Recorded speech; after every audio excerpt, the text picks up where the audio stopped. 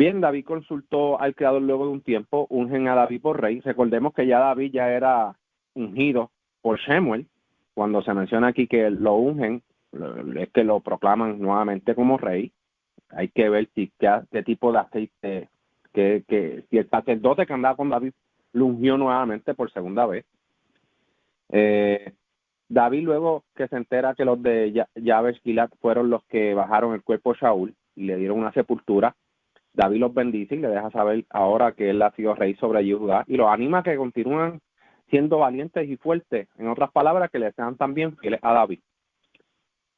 Mientras, por otro lado, vemos a Abner, quien unge a Isboset. Este tenía 40 años. Sé que en la conferencia anterior supimos de los 3 hijos de Saúl que habían muerto, hombres de guerra, y este al parecer sí era apto para la guerra, pero no lo mencionan como un hombre de guerra. Sin embargo, se dice que reinó solo 2 años como rey de Israel, igualito a Saúl. Aunque los de Judá estaban con David, vemos 2 divisiones aquí. Esta parece ser la misma que pasa cuando el rey Shalomo muere, la cual es dividida nuevamente, el reino del sur y el reino del norte. Se dice que David reinó sobre Judá 7 años y medio, o sea, 7 años y 6 meses, lo que dice aquí. Joab era como un comandante de David, fiel a David y una persona muy importante. Vamos a saber un poco más de Joab, quién era Joab. Luego de que los 2 comandantes de uno de David y el otro de Isboset, se asentaran, 12 de uno y 12 de otro, para medir fuerza, aquel día los hombres de David demostraron ser más fuertes y derrotaron a los hombres de Abner. Zerullá tenía 3 hijos, Joab, Abishai y Asahel. Y Asahel era el que era bien rápido. Ese fue el que siguió a Abner. Abner, al darse cuenta que lo estaba siguiendo, lo mata. Los hermanos de Asahel, Joab y Abishai, comenzaron a seguir a Abner. Este buscó refugio en un escuadrón de los hijos de Benjamín. Joab se detuvo luego de escuchar las palabras de Abner, tocó el shofar y dejaron de seguirlo. Se dice que los hombres de David faltaron como unos 19, pero derrotaron a los de Benjamín y a los hombres que estaban bajo el liderazgo de Abner. Mataron unos 360 hombres. Qué triste ver, ¿verdad?, que esto esté pasando dentro del pueblo, pero hay que limpiar el desastre que hizo Saúl. Lo que mencioné la vez pasada, cuando uno lo va limpiando un gobierno, es bien difícil. O sea, eso toma años, eso puede tomar años. Y aquí vemos que David reinó 7 años y medio en Judá, o sea que no pudo, teniendo este hijo de Saúl, teniendo estos 2 años, y que David reinó 7, David todavía en esos 7 no pudo ser rey de Israel, sino de Judá. O sea, mira qué tan difícil se le fue un poco a David en reinar a todo Israel, o sea, como un solo hombre. Luego de la derrota que hizo los hombres de David, se llevaron el cuerpo de Asahel, hermano de Joab, y Abishai para sepultarlo. Si se fijan, todo era guerra. En los tiempos de David, todo era guerra. Y ya saben por qué David no fue considerado en hacerle caza al creador, sino su hijo. Porque había derramado mucha sangre. David era un hombre de guerra. David era una persona bien valiente. David no le temblaba la mano en ningún lado. No le temblaba para nada. Si tenía que matar, sabe y mataba. Así que es bastante interesante. Vamos a seguir con la ronda con Ilian. Adelante, Ilian. Sí, gracias. Es bien interesante porque uno dice, ya David estaba ungido por Samuel. Samuel ya había dado a conocer a Saúl de que su descendencia ya no iba a reinar, porque para ese tiempo, pues en ese momento, pues el Creador no hizo ninguna promesa con Saúl de que él y su linaje los que iban a hacer el reinado, ¿verdad?, los que iban a gobernar Israel, sino que cuando Saúl empieza a hacer las cosas en contra del Creador, o sea, a no obedecerlo, el Creador ya rompe pacto con Saúl, como que ya tú no vas a hacer, yo te abandono, ya tú no eres rey de Israel y tu descendencia tampoco lo va a hacer. Entonces uno se pregunta, ¿quién rayo es Abner para proclamar como rey el último, ¿verdad?, el único hijo que sobrevive a Saúl? ¿Quién es él?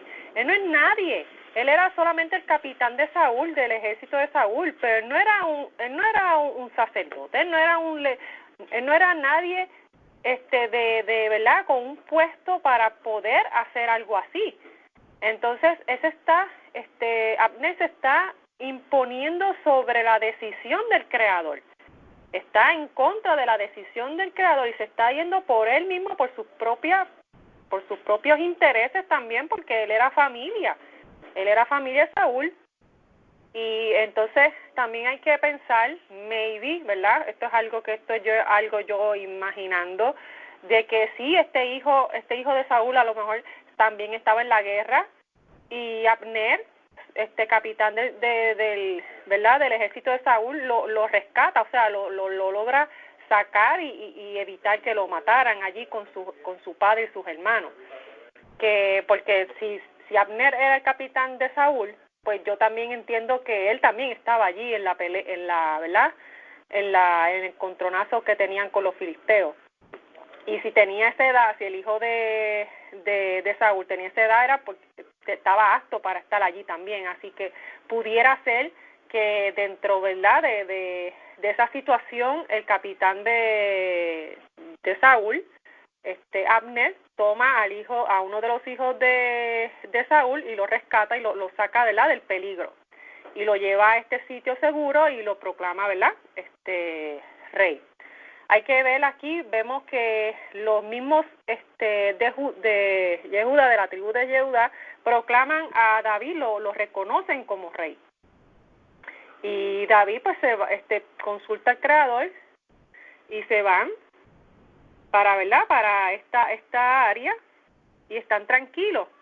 Pero entonces vemos que después se reúnen los de David con los de Abner, y el que tiene la idea de ponerlos a enfrentarse es el mismo Abner. O sea, es algo que se contradice, porque primero hace la provocación de que pues coge 12 y yo cojo 12 y los más jóvenes y qué sé yo, y que se pongan a pelear ahí. Pero entonces después, cuando lo está persiguiendo uno de los de David, que ¿verdad?, dice que supuestamente, ¿verdad?, era un sobrino de David, un familiar de David. Dice que ¿verdad?, que lo persigue, y Abner entonces lo mata, o sea, trata de evitarlo, pero él pues se confía en su ligereza y en su fuerza y se niega. Y entonces pues muere a manos de Abner, porque hay que reconocer que Abner era un hombre fuerte, era un hombre de guerra. Incluso David, anteriormente, cuando David corta el manto de Saúl, cuando Saúl está en la cueva, que después David lo llama, quien sale, Abner, le dice: mira, ¿dónde estabas tú para proteger a tu rey? Yo estuve a punto de matar a Saúl, ¿y dónde estabas tú? Entonces, pues, es bien interesante, ¿verdad?, ver que luego de Abner provocar ¿verdad?, este encontronazo, vemos a Asael, creo que era que se llamaba, Asael perseguirlo. Abner lo mata, y después entonces están los hermanos de Asael y los que andaban con David, que entonces lo confrontan por haberlo matado. Y ahí entonces él, me imagino, para mi entender, yo pienso que se tiene que haber sentido acorralado y asustado de lo que provocó. Me imagino que se tiene que haber arrepentido de haber hecho la provocación que hizo, y es por eso que después ya hace un llamado a la paz, hace un llamado a no pelearse, de que miren, de qué vale matarnos, por qué crear una guerra civil entre nosotros, y viene con este diálogo que se escucha bonito y obviamente lógico, porque lo que dice es cierto. Pero entonces uno dice: pero es que tú mismo fuiste el que provocaste todo esto. Lo provocaste haciendo llamar rey sin tú estar en la posición de poner como rey a nadie. Yo entiendo que él tiene que haber sabido también que Saúl ya, el Creador, lo había abandonado, porque yo creo que la noticia de Samuel que le dio a Saúl sobre David, que David era el ungido, el nuevo ungido, yo creo que esto era algo que no era secreto. Yo entiendo que esto era algo que era conocido por algunos, y especialmente por los más allegados de Saúl. Entonces, pues, vemos este reto de Abner contra el mismo creador y contra David, y pues eventualmente, lamentablemente, a causa de esto, es que se forma prácticamente una guerra civil entre el pueblo de Israel y ¿verdad? Entre algunas de las tribus de Israel y Judá. Y nada, eso es lo que quería comentar sobre la lectura. Gracias. Gracias, Ilian, gracias por el aporte. ¿Qué cosa, no? La guerra entre Saúl y los filisteos, muere Saúl, mueren sus hijos, Abner queda vivo. ¿Dónde estaba Abner? Abner aparentemente era bien fuerte. Algo pasó con Abner que no cayó en la redada de los muertos. Se sigue habiendo resiliencia entre el pueblo de Israel. O sea, tras esta división que los filisteos conquistan todas estas tierras, los despojan. O sea, vemos que todavía se siguen peleando entre el pueblo de Israel, pero como bien has dicho, Abner parece que era un buscón, era una persona que no... ¿Quién era Abner para provocar esa división tan notable? Vamos a ir con la ronda con Minerva. Adelante, Minerva. Bueno, aquí vemos que a raíz de la muerte de Saúl y Jonatán, se revuelve un poco la cosa. ¿Por qué? Porque David guardó su respeto, guardó sus días y le agradece al pueblo de Israel y Benjamín por haber enterrado el cuerpo de Saúl. Pero entonces ahí dice, inmediatamente que termina ese periodo, dice que él le pregunta otra vez al Eterno. Dice que luego que terminó el periodo de angustia y guardar el luto, el ayuno y todo esto por Saúl, él le pregunta al Eterno, subiré a algunas de las ciudades de Yehudá. Le pregunta específicamente por Yehudá. Posiblemente Saúl, siendo descendiente de la casa de Benjamín, había ya esa división, esa mentalidad de división, los benjamitas con el resto de Efraín. Por eso me parece a mí que ya él viendo esto ya pregunta específicamente por Yehudá. Y él le respondió al Eterno, le dice, sube, y le dice, pero ¿a dónde subiré? Y le contesta a Hebrón, a Hebrón. Dice que sube allá con su familia, sus 2 mujeres, sus hombres que estaban con él, los hizo subir cada uno con su familia y habitaron en las ciudades de Hebrón. O sea que él no se quedó originalmente donde estaba Saúl. Dice que vino la gente de Yehudá específicamente y allí lo ungieron por rey sobre la casa de Yehudá y refirieron a David diciendo que los hombres de Yabesh Gilad son los que enterraron a Saúl. Entonces, ahí él le dice, bueno, bien hicieron, refuercen sus manos, sean valientes. Pero en ese mismo instante, me imagino yo, que él es ungido sobre la casa de Yehudá y se dirige hacia Hebrón.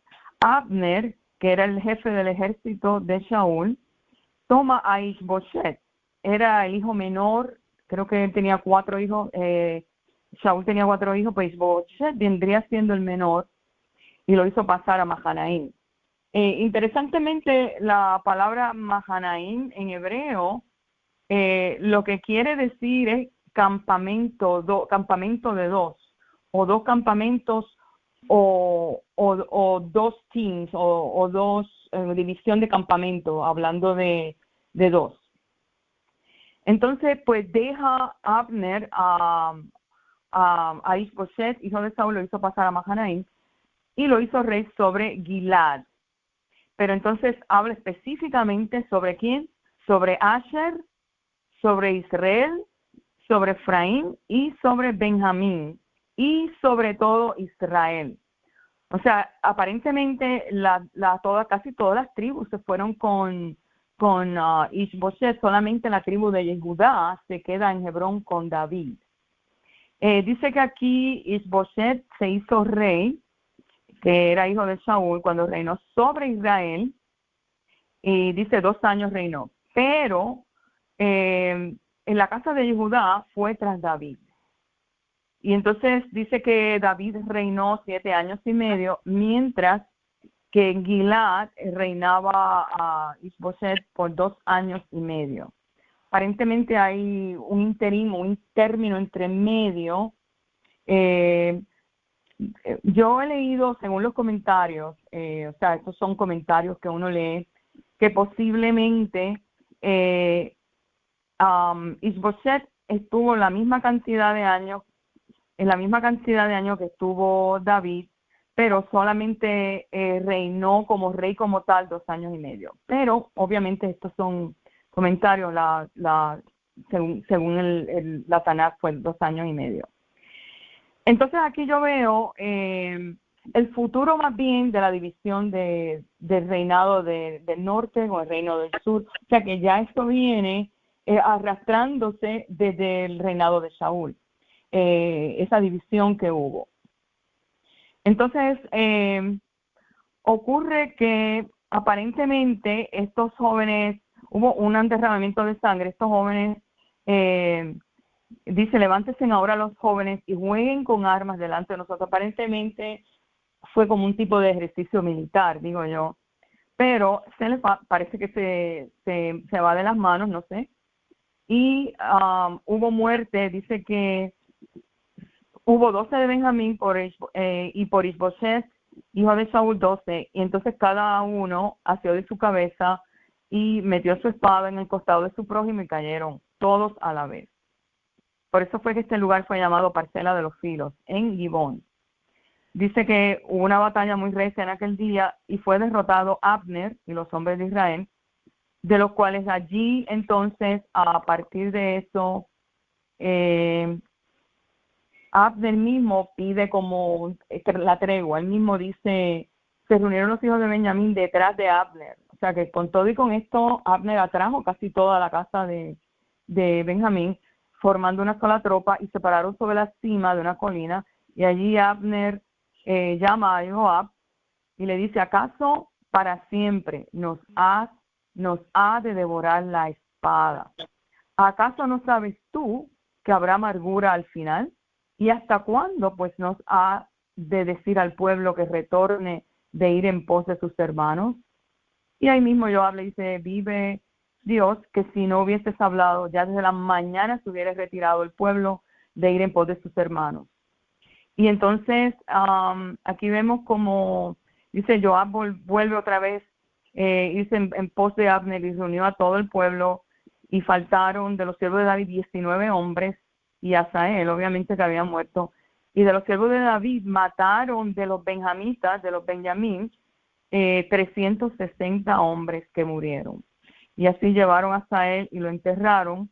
Ustedes saben lo que pasó, que él muere. Lo enterraron en el sepulcro de su padre, que está en Betlehem. Y allí caminaron toda la noche Joab y sus hombres, y les amaneció en Hebrón. O sea, vemos la división, y esto me recuerda y me remonta otra vez al relato de Jacob con Lea y Rachel, y hoy en día como la tumba de Rachel se encuentra más o menos en esa área, no está en la tumba de Macpela como está con los otros patriarcas. No sé, yo veo todavía aquí como que una división de las 12 tribus.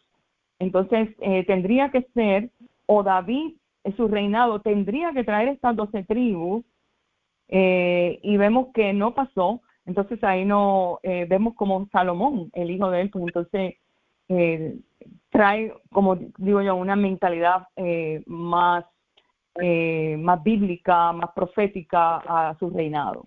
Pues nada, esto es lo que me llamó la atención de este capítulo. Gracias. Gracias, Minerva, gracias por el aporte. Gracias también a David. Rey Salomo también puede edificar una era de paz completamente. Es algo bien impresionante como su padre, David, pudo hacer todo eso. Pero sin embargo, el creador le dice, tú no levantarás casa sino tu hijo, y algo que te quedas como que, vaya, pero David sí que era bravo, y no realmente para levantar lo que David demandó necesitaba también una era de paz, y David no era esa persona. Así que la persona que se habla del profeta que es pacífico, que se levantara un rey pacífico, es rey Shalomo. El rey Shalomo es que reedifica todo y une hasta personas de lejos vienen a escuchar de su sabiduría, y en los tiempos de él no hubo guerra en Israel. Vamos a ir con la ronda con Jonabe. Adelante, Jonabe.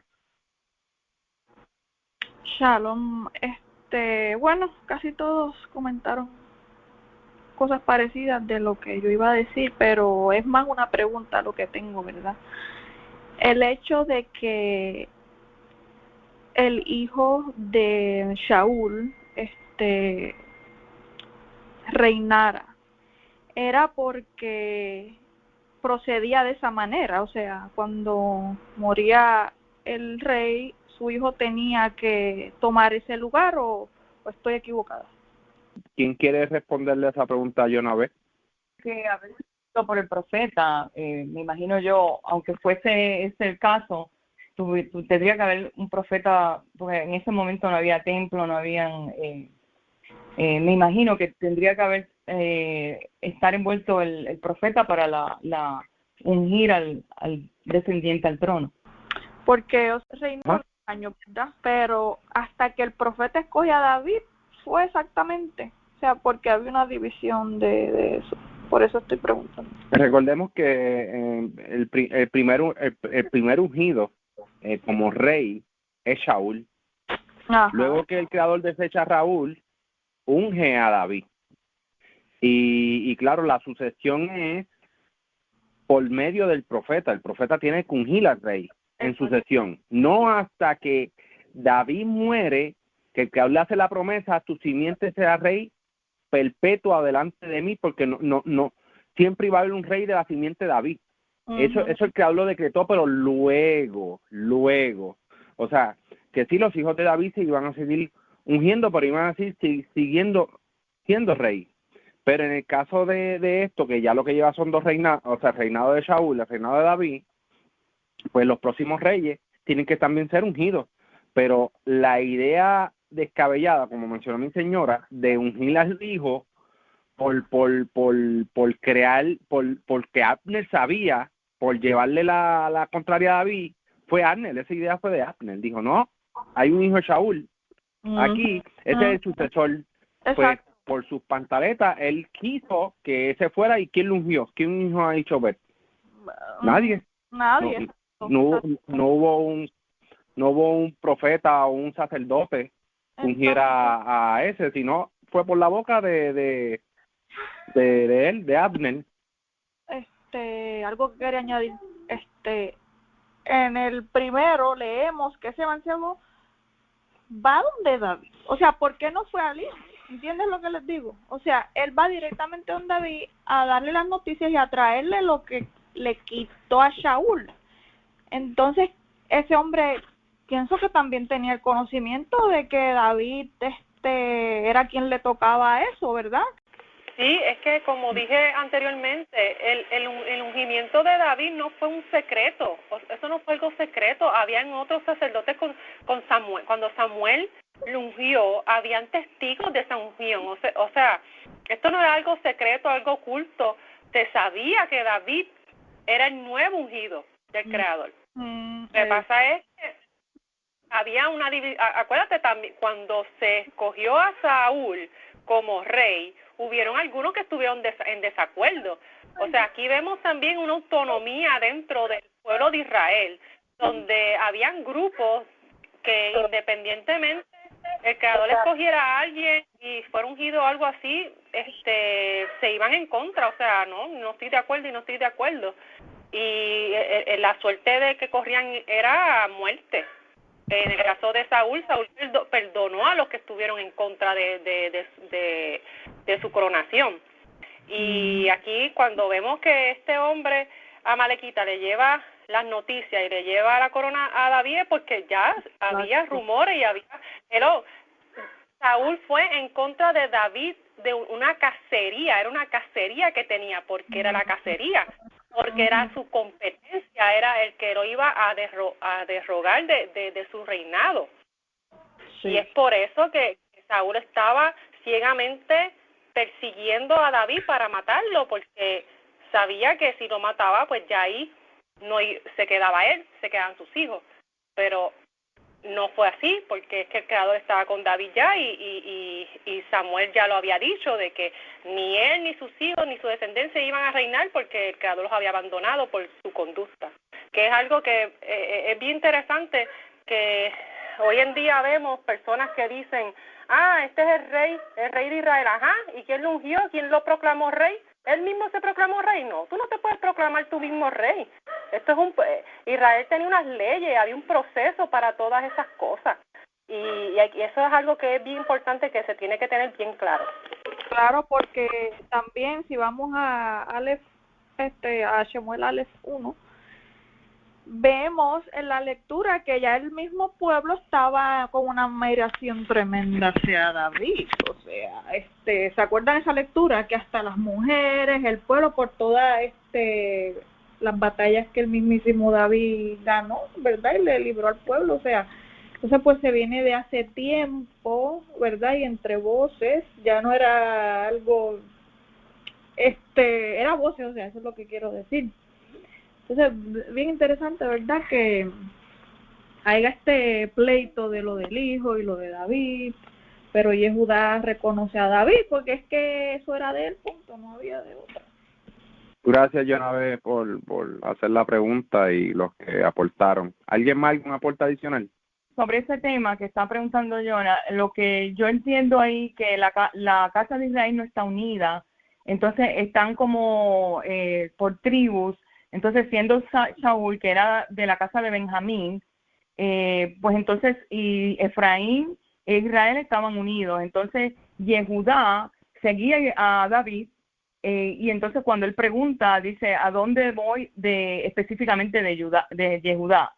Entonces entiendo yo que Yehudá tenía ese cetro, era el que marchaba hacia adelante para dirigir al resto de Israel, que eso estaba en la Torá, dice que de Judá saldrá el cetro.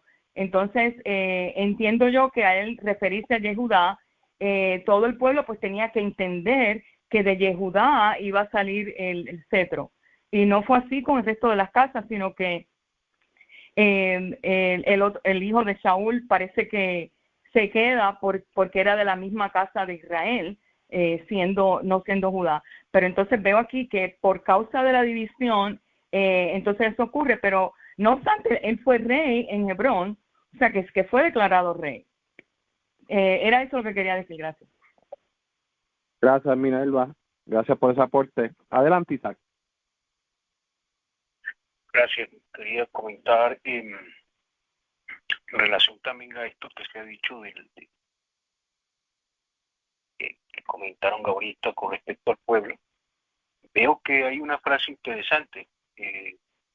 Dice allí en el capítulo 2, dice que verso 4 dice, entonces se reunieron los hombres de Yehudá y allí consagraron a David como rey de la casa de Yehudá. Es decir, si bien que hay un rey, el pueblo de Israel siempre ha tenido una especie de reunión, vamos a decirlo así, de los sabios. Incluso cuando estaba el profeta Moshe, habían 70 sabios, 72 ancianos.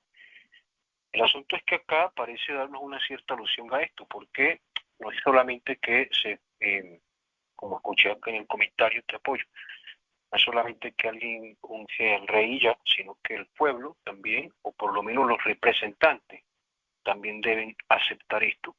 Y se ve acá también en este verso donde dice, se reunieron los hombres de Judá y allí consagraron, que no sucede con Ishbaal, el hijo de Saúl, sino que dice más bien que Abner lo proclama rey. dice, allí lo proclamó, como que él solo, pues. Pareciera que no hubo una especie como de consulta del pueblo, o de la, no digamos del pueblo, digamos de los ancianos, de los representantes, sino que Abner sencillamente lo proclamó, porque así quiso. Incluso dice lo proclamó, no dice lo consagró. Habría que ver en el hebreo original si hay una diferencia interesante con esta palabra. El otro que quería agregar era que este Ishbaal, el nombre nos dice que hijo de, o varón, o hombre de Baal.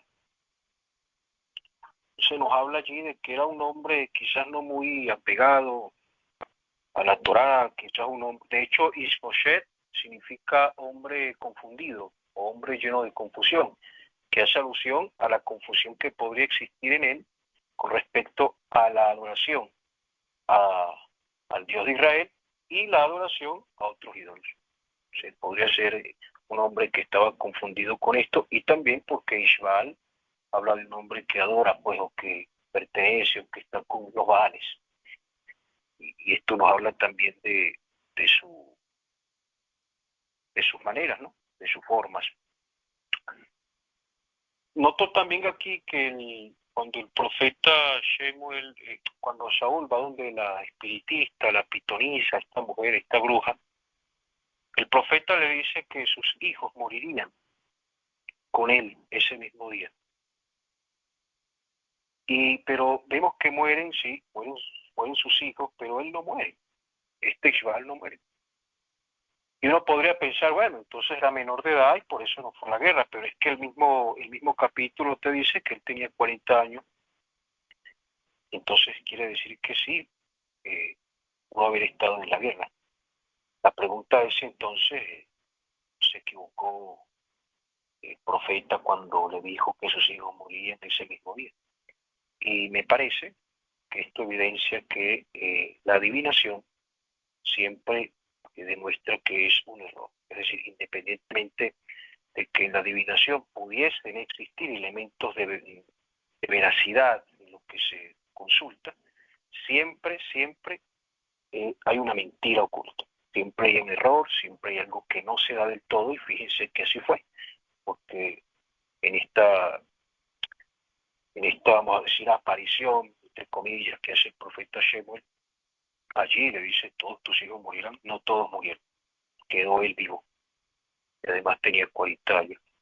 Y en primera de Tibreya Yamei dice en el capítulo 9, no, en el capítulo 10, verso 13, dice, Saúl murió a causa de la infidelidad que había cometido contra Adonai, porque no guardó la palabra de Adonai, y también por haber interrogado y consultado a espiritistas.